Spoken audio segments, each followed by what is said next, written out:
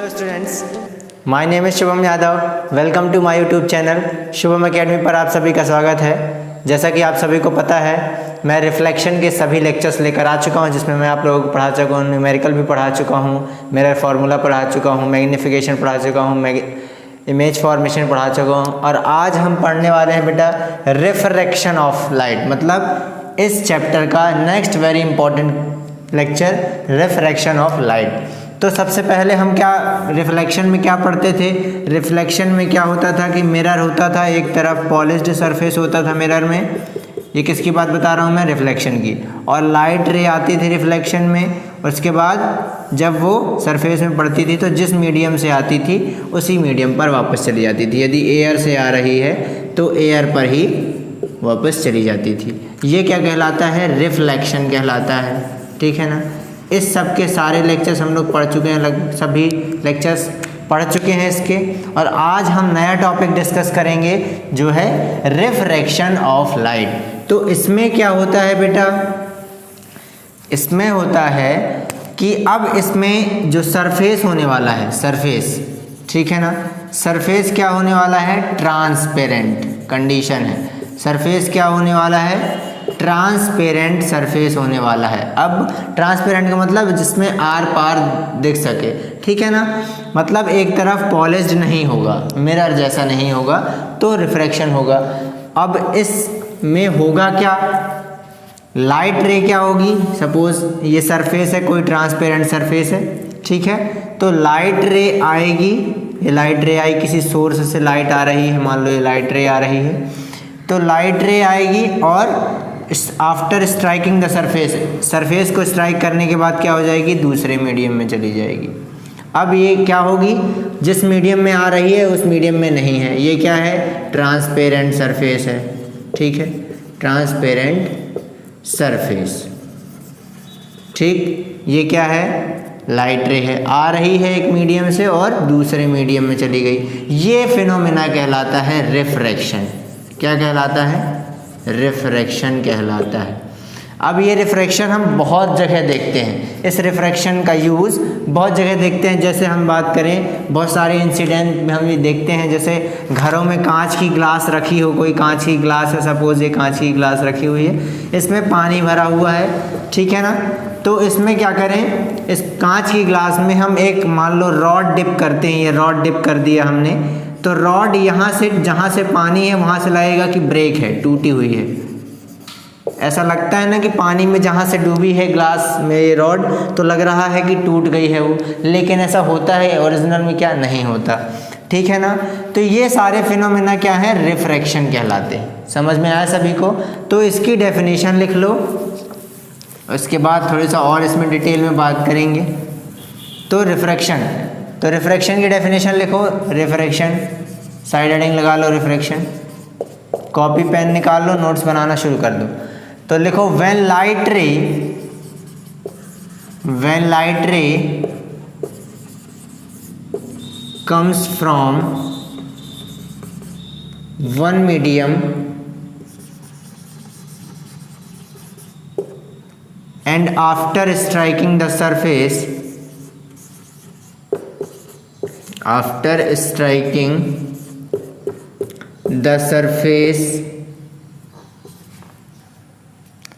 striking the surface it goes to another medium, ठीक है, दूसरे मीडियम में चली जाती है। वो कहलाता है क्या? रिफ्रैक्शन कहलाता है।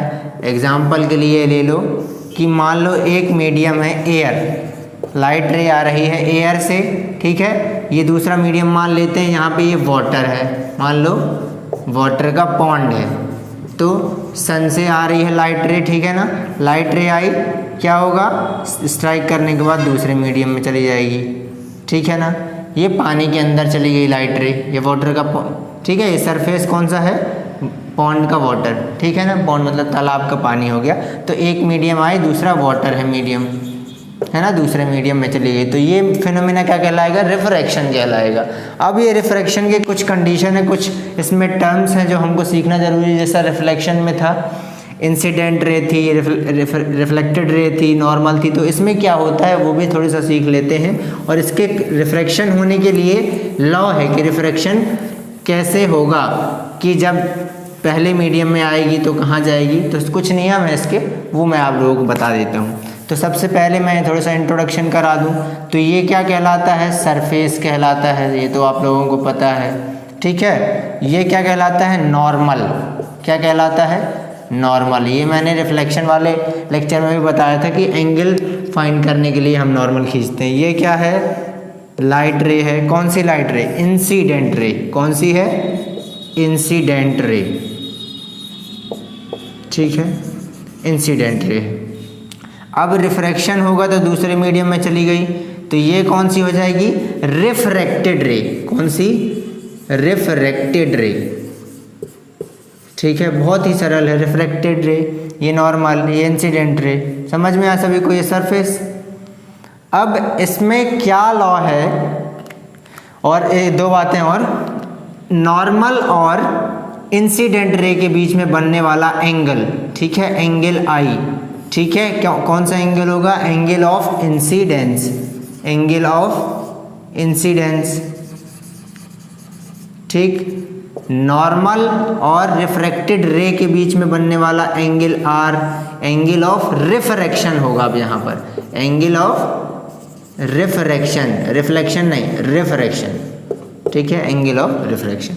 तो इतनी बातें हैं, ये टर्म्स हमको पता होना जरूरी है। अब रिफ्रैक्शन कब होगा, कैसा होगा, ये बातें मैं आपको लॉ थोड़ी सा बता दूं, तो आप ये नोट कर लीजिए,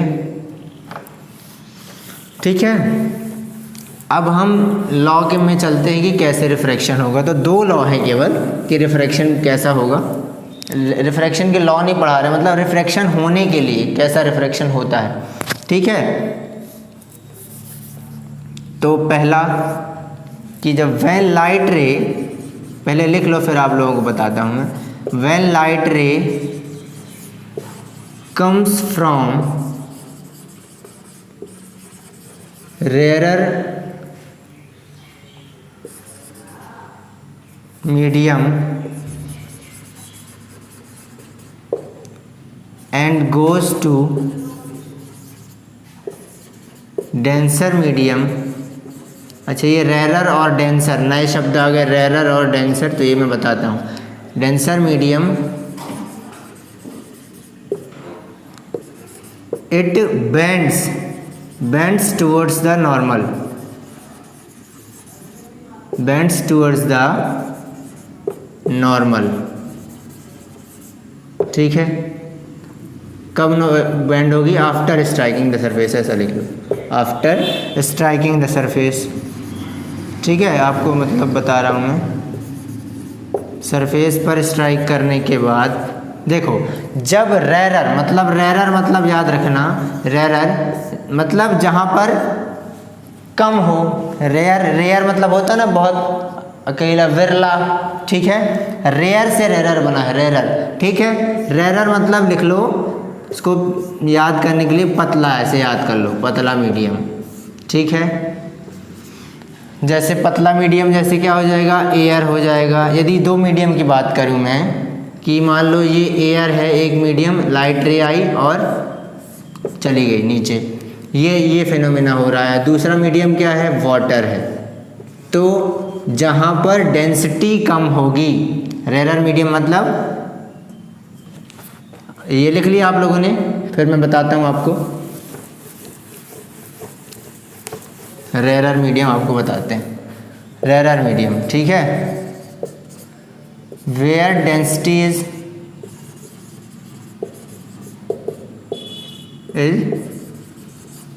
ठीक है, लो, डेंसिटी लो होना चाहिए, मतलब सीधे लिख लो पतला मीडियम, याद करने के लिए आपको शॉर्ट में, पतला मीडियम। यदि दो मीडियम है, एयर और वाटर, एयर और वाटर, ठीक है ना। ये लाइट रे आई, ये रिफ्रैक्शन हुआ, नीचे चली गई, तो पतला कौन है दोनों में से, एयर। तो एयर क्या हो जाएगी, रेरर मीडियम हो जाएगी, ठीक है, रेरर मीडियम। और डेंसर मीडियम कौन सा हो जाएगा, वाटर, जहाँ पर डेंसिटी ज़्यादा है, ठीक है ना, डेंसिटी ज़्यादा है या मोटा मीडियम है, ठीक है। तो डेंसर मीडियम क्या हो जाएगा, denser medium where density is high, where density is high, मतलब इसको याद करने के लिए लिख लो मोटा मीडियम।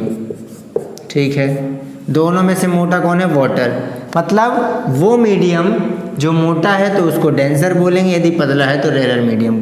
ठीक है ना, तो डेंसर और रेरर समझ में आया। तो कह रहा है पहला लॉ लिख लिया था आप लोगों ने कि जब मान लो ये रेरर मीडियम है, ठीक है ना, एयर, और ये यहाँ पर लिखा है मान लो ग्लास में जा रही है, ये सरफेस कौन सा है, ग्लास है। तो जब रेरर टू डेंसर जा रही है, पतले से मोटे की तरफ जाएगी लाइट रे, तो वो बेंड हो जाएगी, ठीक है ना, झुक जाएगी किसकी तरफ, नॉर्मल की तरफ। ये नॉर्मल है ना, नॉर्मल की तरफ झुक जाएगी। ठीक है, ये लॉ है रिफ्रैक्शन का। दूसरा लिखो, तो ये डायग्राम बना लो। ठीक है, एयर मतलब रेरर मीडियम और ये डेंसर मीडियम। ठीक है, तो ये हो गया पहला लॉ। दूसरा लिखो, व्हेन लाइट रे, दूसरा है व्हेन लाइट रे comes from denser medium, light रे comes from denser medium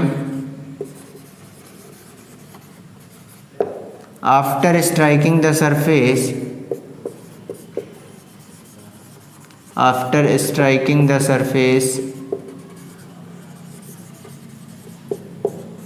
it goes to rarer medium,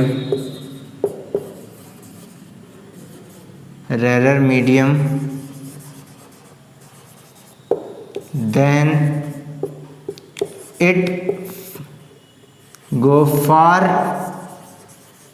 away to the normal से दूर भाग जाएगी, far away to the normal. ठीक है ना, पहले क्या होता था, नॉर्मल की तरफ बेंड हो जाती थी यदि रेरर से डेंसर में जाती थी। अब यहाँ पर डेंसर से रेरर में जा रही है। ठीक है ना, डेंसर से रेरर में जा रही है, मतलब एग्जांपल ले लो कि ये है लाइट रे आई, और तो क्या चली जाएगी, दूर चली जाएगी। ये मान लो ग्लास है, पहला मीडियम कौन सा है, ग्लास है, दूसरा मीडियम क्या है, एयर है। तो ग्लास से एयर में जब जाएगी तो नीचे नहीं झुक रही है, कहाँ चली गई, अवे फ्रॉम द नॉर्मल चली जाएगी। और भी एग्जांपल ले लेते हैं, मान लो वाटर से इस तरफ देखो, ये मान लो वाटर है, ठीक है, वाटर से किस में जा रही है, वाटर से एयर में जा रही है। ठीक है, वाटर से जब एयर में जा रही है तो ये आई लाइट रे, और फिर कहाँ चली गई, दूर चली गई। ठीक, समझ में आया, नीचे ना जाकर के दूर चली गई। समझ में आया सभी को। और भी एग्जांपल है, मान लो एक ग्लास स्लैब है, तो ग्लास स्लैब से कोई लाइट रे आ रही है इस तरफ से। ठीक है, मान लो ये आई, ये आ रही है, ये ग्लास के अंदर से आ रही है, तो कहाँ चली जाएगी, दूर चली गई। ये ग्लास था अंदर, ठीक है, तो यहाँ से आई तो झुक गई। ठीक, तो ग्लास से, ये ग्लास का स्लैब है, ग्लास के अंदर से आ रही है, और ये एयर है बाहर की तरफ, तो अवे फ्रॉम द नॉर्मल चली गई। ठीक है, नॉर्मल से दूर चली गई। तो ये दो नियम थे जो रिफ्रैक्शन होने के लिए ज़रूरी है। समझ में आया सभी को। तो आई होप आज आप लोगों को रिफ्रैक्शन के बारे में समझ में आया होगा। अगले लेक्चर में हम रिफ्रैक्शन के नियम लेकर आएंगे, लॉज ऑफ रिफ्रैक्शन। ठीक है ना, लॉज ऑफ रिफ्रैक्शन पढ़ेंगे नेक्स्ट लेक्चर में। ठीक, तब तक के लिए पढ़ते रहें। ठीक है, अभी तक मेरा चैनल सब्सक्राइब नहीं किया आप लोगों ने तो चैनल को सब्सक्राइब करें। ठीक है, वीडियो को लाइक करें, कमेंट करें। Thank you very much.